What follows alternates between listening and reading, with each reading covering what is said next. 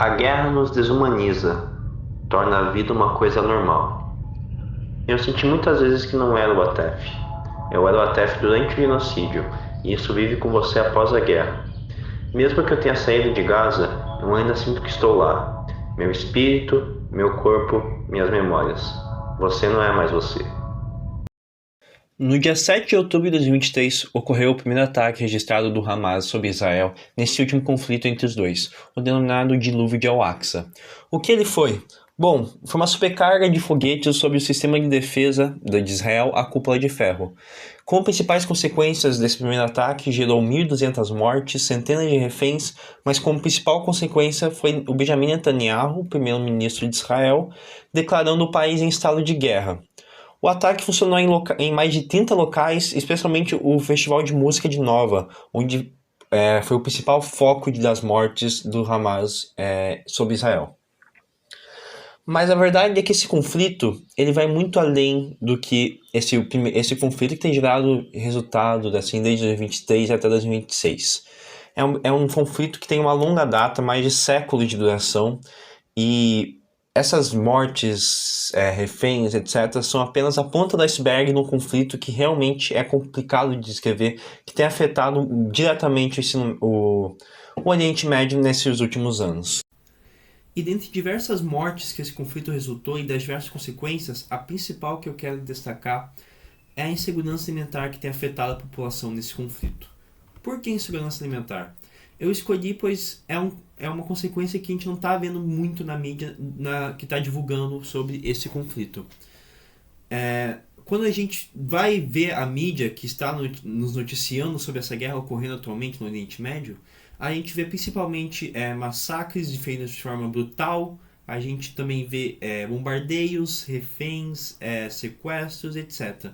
Mas a insegurança alimentar ela tem sido feita uma divulgação de forma muito pequena, que requer em si uma atenção maior devido ao tamanho que ele pode afetar. De acordo com o Banco de Dados de Israel, 27% das casas experienciam problemas com a fome, o que significa que eles não têm acesso constante a comidas com nutrientes para beneficiar a saúde da população. Com isso, famílias muitas vezes são forçadas a diminuir a quantidade de refeições ou substituí-las por umas que contêm menos nutrientes e são muito menos saudáveis. E esses aspectos nutritivos, eles estão relacionados principalmente com a biologia. Por quê? O corpo humano precisa de nutrientes para o crescimento, carboidratos para a energia e micronutrientes como ferro para o desenvolvimento das funções cognitivas.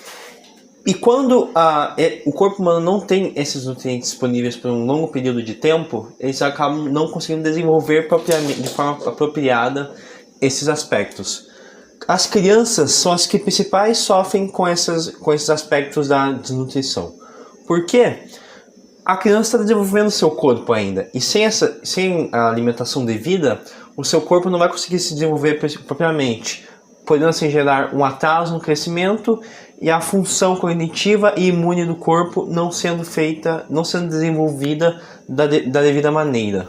Além disso, a geografia também tem uma função.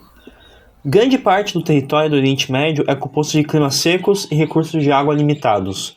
Com isso, querendo ou não, acaba limitando a produção agricultural de alimentos como frutas e verduras.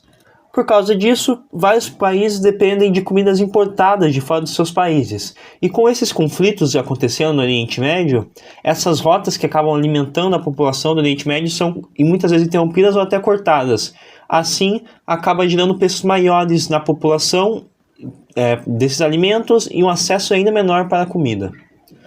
A ONU estimou que mais de 36 milhões de pessoas no Oriente Médio, na região norte da África, eles acabam lidando com uma insegurança alimentar severa.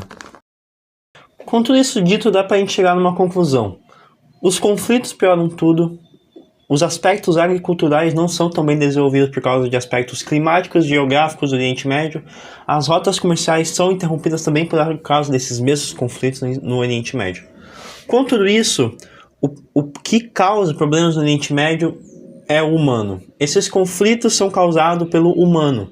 Entretanto, a população do Oriente Médio depende muito de serviços humanitários e ONGs, ou seja, também depende do humano. O mesmo que causa esse problema é o mesmo que consegue resolver esse problema. E é isso, esse é o meu trabalho. Eu tô gravando mais essa parte depois de 5 minutos pra justificar que eu tô colocando todas essas fontes aqui, que não achei um espaço pra colocar no vídeo. Também quero pedir perdão que a minha dicção em si não é muito boa. Eu tenho dificuldade, eu tenho vergonha de falar na frente de uma câmera, então foi meio difícil pra mim fazer o trabalho. E é isso, eu quero também dizer uma boa correção pra quem seja que estiver corrigindo, se é Tokomoto, se é a Adriana ou se é o Maia. E é isso, um abraço.